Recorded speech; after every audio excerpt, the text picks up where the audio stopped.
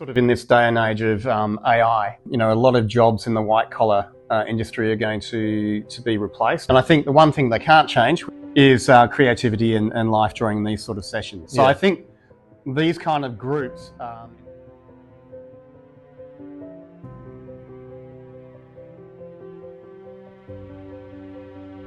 Resolve. I use the trial version, and I've been using that for maybe, cheers, buddy. 3-4 years. Well, congratulations, Ian. Thank you. The 10th year anniversary of it is 10 years. Petersham Bowling Club Life Drawing, and for it to last that long is probably a testament to your good work ethic and passion for the arts. Yes. For people that don't know you outside of life drawing, what is it that you do? I think you do something creative. Yes, I'm in IT at the moment. I've started out in graphic design and then moved in the early 2000s. I moved into website design and graphic design, and then found myself in the early noughties doing management in IT. And so it's sort of grown from there. So still web related, so very technical. So 10 years ago, you've been doing the web stuff maybe longer than that. What prompted you to begin life drawing? Well, that's a very interesting question because way back in the early 90s, I went to university doing a fine arts degree. Unfortunately, I never finished that degree, which I kind of regret now. But as part of the curriculum, I was doing graphic design as a major.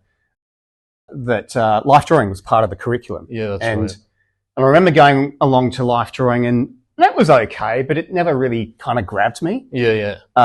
So, I pretty well after uni, I kind of stopped doing life drawing completely. And then you decided, all right, what made you think it didn't do it for me back then? I'm going to start my own life drawing session. That must have been.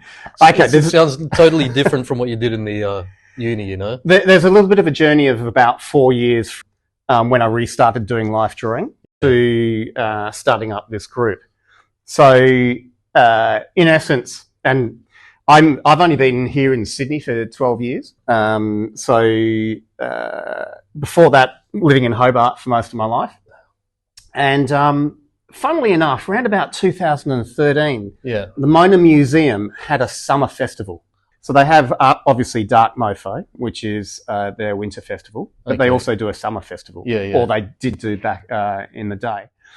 And so for some reason, they advertised a life drawing session. Now the really weird thing was they had the life drawing out in the open on the Mona grounds, right? The rest of the public were there, and there was no privacy curtains. Nude models, everything. Yeah, we had a couple, two models, and I just went along there with a Mac Mini, and I just had a good time, and went. And at the end of the session, I looked at that, and went, "Hey, not bad. I'm going to give this a go." Yeah, and so that sort of reignited. So there's probably what is that? That's almost like 20 plus years between when I originally did life drawing to when I went back to it and then tried this Mona Museum. And what's funny? 10 years ago, I was looking for a life drawing venue, and there was probably only 1 or 2 a week. And now there's 1 or 2 every day you can go to. Yes. What would you say? Why do you think there's been such a surgence of popularity for the life drawing sessions? I think it's probably obviously here in Sydney. So going back after the Mona Museum, I did seek out a couple of groups in Tasmania. And started going to a couple of sessions a week. Okay. And then when I came to Sydney, there was an explosion of choice, and I was going 4 nights a week. Oh, so there were a few venues. There were a lot of venues. Yeah. There was the Marrickville Scratch Art Space in Newtown Art Collective, I think it was. Oh, this was before you started. This was before I started, yeah. So it was about 2 years before, 2 years after arriving in Sydney when I started my own group. There was a Friend in Hand Pub, which was a very, very well-known and long-standing life drawing That's group. The one in Glebe or Chippendale? It was in Glebe, but it's now, I think it's moved down closer to us. Okay. So I had about 4 groups I was going to regularly. So I was really hitting it hard. That's when the passion started. And, I just thought there are some aspects of life drawing and how a group is run to explore myself. So, Okay. interestingly enough, I had the opportunity to run a really, really small group that was in Leichhardt. And this group was in a sort of a rundown art collective space, and only about 5 to 6 people turned up. Okay.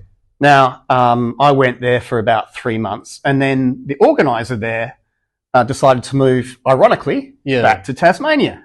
Swap places. So we swapped. So he said, look, listen, you can either keep going or we'll just close up the group. So I took it on and really enjoying the organising aspect of life drawing. So I ran that for probably about 6 months, and then the place was sold. And so at that point, I then started looking for other places. So what I've also noticed is when I first started here, there were only a few people, and now it's you have to limit the numbers because so many people want to come in. Yeah. I've also got friends who are into art. I've asked them to come along, and they're always saying, "Oh, I can't even draw a stick figure. I wouldn't know where to start." They're always embarrassed. What would you say to a person that's a bit reluctant to come in and give it a go? Yeah, look, as we mentioned on our events, on Eventbrite or in the calendar events, look, it does cater from absolute beginners to experienced artists. And we've got a huge range here, from people like, as you say, the stick figures, to some professional artists who are looking for that, another opportunity to draw. That's also a thing to say to these people that want to turn up, that you don't turn up as the professional artist. You have to start as doing a stick figure. Yeah, so exactly. You've got to start somewhere. Yeah, stay consistent. One other thing, to keep it short, I know you've got to do the life drawing session soon. Why do you think creativity is important to everyone in general?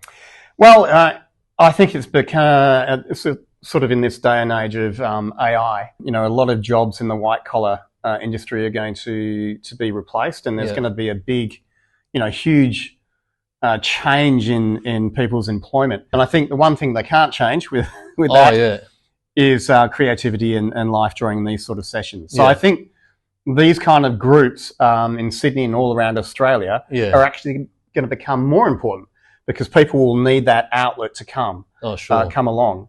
And as I was talking to one of the artists last week, he was saying, look, that sense of community and that sense of having that regular thing that you do each week is really important.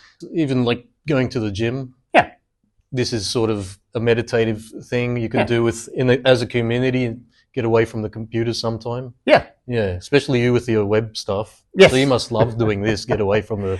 I do. It is very different from... I'm in IT, so it can be fairly dry. So this does really give me that creative outlet. Yeah, and I come from a family where, my mum's a fairly well-known, or very well-known oil painter. My dad was a physics researcher, so I've sort of combined tech and art. Tech and art. Yeah, you're the product. Yes.